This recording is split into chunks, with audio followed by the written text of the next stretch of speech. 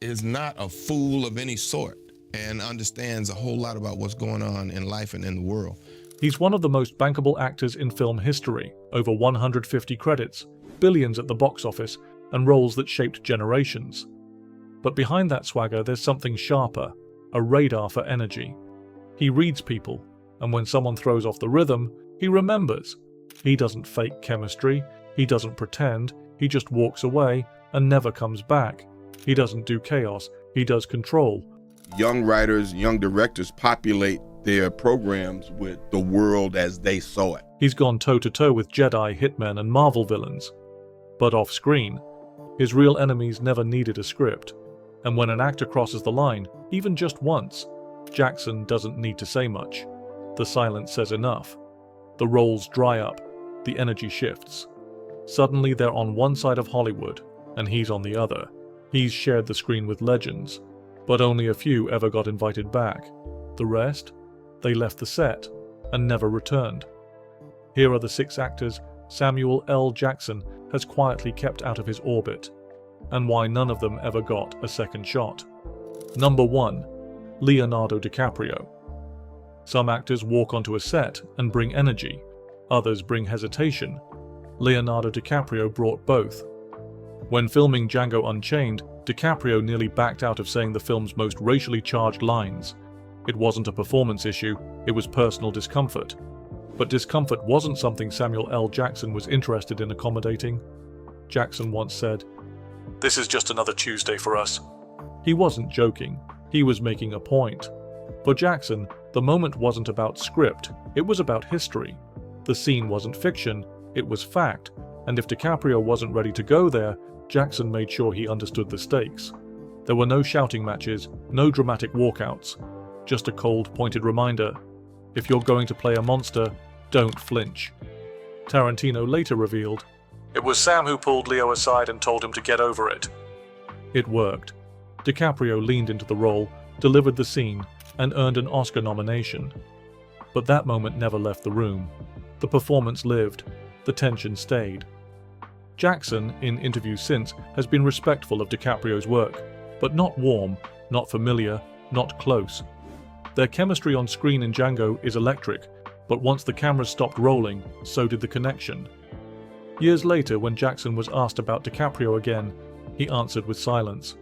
There was no reunion on Once Upon a Time in Hollywood, no Marvel crossover, no quiet producer credit linking the two of the biggest names in the industry who've only worked together once, and never again. As Jackson later told Esquire, "Some people act, some people perform. I know the difference. They've never done another project together, not a sequel, not a cameo, not even a joint press appearance since Django wrapped. And maybe that's not beef, maybe that's just clarity." Jackson isn't the type to fake chemistry. He doesn't work for clout, he works for rhythm, for energy, for alignment. And when that's missing, even with an actor as respected as DiCaprio, he doesn't force it. There's no drama, no open call-out, just absence. And in Hollywood, silence is the loudest answer of all. Number 2. George Clooney. Some actors share the screen, others share opinions. George Clooney did both. And that's where the problem started. He and Samuel L. Jackson never clashed on set because they never shared one. They've both led global franchises, worked with the same directors, crossed paths in the same Hollywood rooms, but something always kept them on opposite ends of the frame. Jackson once commented, "Just 'cause you're famous doesn't mean you know what you're talking about." It wasn't aimed at anyone directly, but the timing? Right after Clooney made headlines with a political statement Jackson strongly disagreed with. No names, no direct fire. But the silence between them started getting louder. Where Clooney leaned into activism, Jackson leaned into realism. He often criticized celebrity messaging, saying actors shouldn't assume they speak for everyone. In an interview with GQ, he reflected on Hollywood's role in politics and warned against ego wrapped in good intentions. In another interview, Jackson added, "You've got a platform. Use it carefully, not just loudly." It was clear. He wasn't impressed by actors who chased the spotlight outside the screen, and he didn't try to hide it. Clooney, meanwhile, had once criticized what he called celebrity silence around certain issues.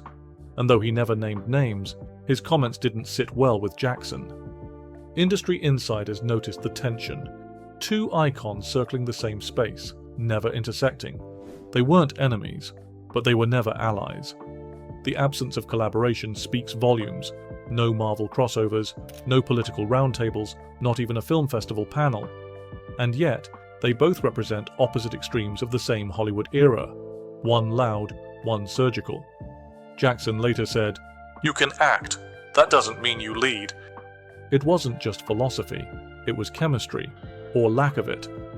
Jackson thrives on grounded energy, eye contact, authenticity, not performance, but presence. And in his world, Clooney's vibe just didn't fit, so they kept their distance. Clooney's name never came up in Jackson's list of dream co-stars, and Jackson never appeared on Clooney's endless stream of ensemble casts, not out of conflict, but out of clarity. And in Hollywood, that's often how real divides work. No headlines, no fights, just two men who saw the world on and off screen too differently to ever share the same scene. Number 3, 50 Cent. Sometimes the answer isn't no, it's just never. Back in 2005, Curtis 50 Cent Jackson was coming off the peak of his music career. His debut album had gone multi-platinum. His story was raw, cinematic, and already mythologized. The next logical step? A film. That's when Get Rich or Die Tryin' was born. 50 wanted Samuel L. Jackson in the cast, specifically as his character's grandfather. It would have been a marquee moment. Rap royalty meets acting legend. But Jackson turned it down, instantly. Jackson later told the press, "I don't act in rappers' vanity projects." It wasn't personal, at least not on the surface. But the way Jackson said it, dry, blunt, final, it left no room for interpretation. He didn't just reject the film, he rejected the idea of the film. 50 fired back. Publicly, he told MTV, "I don't think he understands me. I didn't ask him to play me. It's a role his tone was restrained, but the offense was real." Jackson never responded directly, but he did say, "Just 'cause your life is interesting doesn't mean it's a movie." The divide wasn't just generational, it was cultural. Jackson came from the world of Broadway, Spike Lee, Scorsese. 50 came from survival, from storytelling as survival. Their approaches didn't match, their philosophies didn't sync, and Jackson wasn't interested in meeting halfway. The two never crossed paths again professionally, not in music-driven films, not in biopics, not even in interviews. Jackson was asked about the feud once, years later. His reply? "I already said what I needed to say." For Jackson, it was over before it began. It's not that he had an issue with hip-hop, far from it. He's appeared in music videos, worked with artists, and celebrated black culture at every turn, but what he doesn't do is pretend, and in his eyes, Get Rich or Die Tryin' felt like a reach, one he didn't want to be part of. Some actors reject roles, Jackson rejects energy, and when he senses it's not real, not earned, he steps back without looking twice. No drama, no shade, just distance. And for 50 Cent, that distance was permanent. Number 4, Wesley Snipes. They came up in the same era, same auditions, same genre, same space, but not the same lane. Samuel L. Jackson and Wesley Snipes were two of the most dominant black actors of the 90s. Both played strong, smart, stylish men. Both crossed from drama to action without losing their edge. But off-screen, their energy couldn't have been more different. Jackson once said, "Some actors bring weight. Some bring mirrors." No one ever confirmed who that was about, but industry whispers always circled Snipes. They were never co-stars. Not once, not in a cameo, not even in a Marvel hallway, but they hovered around the same projects. Jungle Fever, New Jack City, The Negotiator, Blade, often with one landing the lead and the other nowhere near the call sheet. Their careers were aligned, but never linked. Snipes became the face of Blade, a superhero before superhero films ruled the world. Jackson, meanwhile, was building toward Nick Fury. By the time Iron Man hit, their paths had split completely.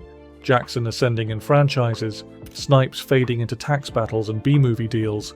In a 2009 interview, Jackson said, "I stay out of the nonsense. I like my career to run, not stumble. It wasn't aimed at anyone, but it landed. The difference was rhythm. Jackson prepares like a theater actor, rehearsed, precise, sharp. Snipes, according to some directors, leaned improvisational, sometimes brilliant, sometimes unpredictable. That didn't sit well with Jackson. In Hollywood, reputation is currency.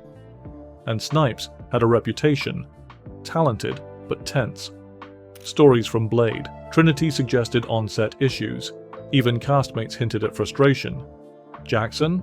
He's famous for showing up on time, knowing his lines, and elevating the room. As he once said, "Professionalism isn't optional. It's the floor, not the ceiling." To this day, they've never shared the screen. Not because of a fight, not because of drama, just because Jackson never moved toward that energy. And when he doesn't move towards someone, he never circles back. Snipes still shows respect in interviews. Jackson doesn't mention him at all. And that silence? It's not just absence, it's intent. Because in a career filled with icons, Jackson never had space for what felt unstable. 2 legends, 2 different codes, and Jackson never broke his. Number 5. Viggo Mortensen. Sometimes it's not what was said, it's what never happened. In 2001, Samuel L. Jackson was cast as the lead in The 51st State, a dark comedy crime film shot between the UK and Canada. The original plan? Viggo Mortensen was set to co-star. Everything was lined up. But just before filming began, Viggo walked. No public explanation, no official reason. Jackson later said, "I don't have time for people who don't show up." He didn't name names, but the message was clear. Jackson had flown across the world for the project. He was ready, prepared, locked in. When Mortensen pulled out, it wasn't just inconvenient. It felt like a statement. Jackson isn't easily rattled, but he remembers. Viggo, for his part, moved on quickly. That same year, he appeared in The Lord of the Rings, The Fellowship of the Ring, a role that would define his career. He became a global star, but back in Jackson's circle, that name was rarely brought up again. In an interview years later, Jackson said, "You don't have to explain everything, but you should respect people's time." It wasn't about the role, it was about the code. Jackson works with people who commit, fully, completely, and without friction. That's how he moves, that's how he's lasted, and when that commitment cracks before day one, he doesn't chase it. Mortensen, known for being selective, has since worked with directors like David Cronenberg, Peter Farrelly, and Matt Ross. His performances have earned him Academy Award nominations, critical acclaim, and global respect. But one door never reopened: Jackson's. The two have never spoken about each other publicly. There are no social media photos, no press events, no red carpet overlaps. Not even a whispered rumor of a future collaboration. As Jackson once put it, "I don't chase talent. If we're meant to work together, it happens." With Mortensen, it didn't. And for someone like Jackson, that's all it takes. One no-show, one missed call, one moment of doubt, and the path forward closes. It's not anger, it's efficiency. In an industry built on second chances, Jackson only gives one, and Mortensen missed his. Number 6. Adrian Brody. Samuel L. Jackson has never been about awards. He's about presence, discipline, weight, and that's exactly what made Adrian Brody such a strange collision. In 2003, Brody joined the cast of SWAT, playing a cocky ex-cop opposite Jackson's hard-nosed team leader. The role was built to contrast Jackson's no-nonsense command. But off-camera, the contrast didn't stop at the script. Brody had just come off his Oscar win for The Pianist, youngest Best Actor in Academy history. Acclaimed, intense, unpredictable. But on set, that energy didn't land clean. Jackson later said, "Not every Oscar winner can lead a set." It wasn't a direct call-out, but it didn't need to be. The tension between them was quiet but real. Insiders noted the energy shift. Jackson was steady, efficient. Brody was experimental, sometimes distant. And when the studio replaced another actor to cast Brody, reportedly without consulting Jackson, the tone was set. The film performed well at the box office, but the chemistry, off. Critics noticed. Jackson, normally generous with co-stars, kept it tight in interviews. Brody's name didn't come up once during the press run. When asked about the production later, Jackson said, "I show up on time. I hit my marks. I don't need the extra." He didn't elaborate. But that's Jackson's language. He's not confrontational. He's surgical. When something doesn't work, he doesn't call it out. He cuts it off. Brody, meanwhile, shifted back toward indie dramas after SWAT. He's continued to work steadily with directors like Wes Anderson and Noah Baumbach, but his name never circled back into Jackson's orbit. Not once. In a later interview, Jackson summed it up. "Some actors try to find the scene, others just walk into it ready." Brody was trying to find it. Jackson had already built it. There was no public feud, no on-set blow-up, just an absence of connection that never healed, no reunion, no future project. Jackson moved forward, and Brody was left behind. It wasn't a question of talent, it was a question of rhythm. Jackson's career moves like jazz, tight, precise, with just enough room for improvisation. Brody? He brought a different tempo, one Jackson never matched, so he didn't try. In Hollywood, most tensions fade, but some simply go silent and stay that way. For Jackson, that silence is final. He didn't slam the door, he didn't raise his voice, he just stopped looking your way, and you never got back in. Some actors lost their shot with ego, others lost it with excuses, but these six, they had talent. What they didn't have was trust. That unspoken rhythm Jackson needs to feel on set. And once that's gone, you don't just lose a role, you lose the invitation, the energy, the eye contact. You're not just off the list, you never existed on it. So who do you think almost made the cut, but missed it? Or maybe should have? Drop your picks in the comments. And if you want more behind-the-scenes truths, unfiltered rivalries, and Hollywood's unspoken rules, hit that subscribe and join the members-only vault. Because in Samuel L. Jackson's world, charisma might get you in the door, but consistency is what kept you in the room.